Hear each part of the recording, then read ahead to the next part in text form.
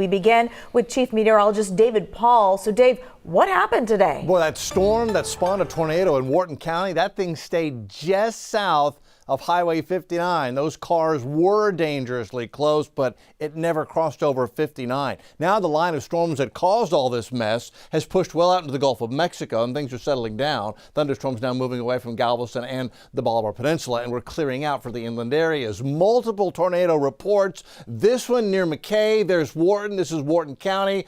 Damage to barns and structures, as that's the one right near 59 we saw the video of that just kind of skipped along just south of 59 up through Wharton County, and that one actually held together the storm itself. It dropped another tornado here just north of Meadows Place, south of Alief.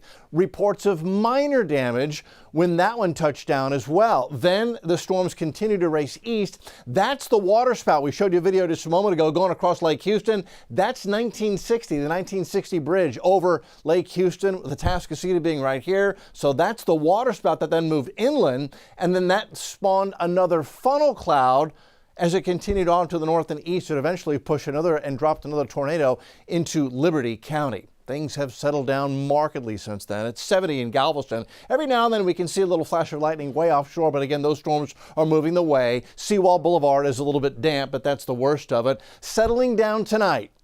Lovely day on Friday. Cool morning, mild afternoon. Will be in the 70s on Friday. We do bring in slight rain chances for the weekend. We'll go over the timing on that, and getting cold for New Year's Eve and New Year's Day. Got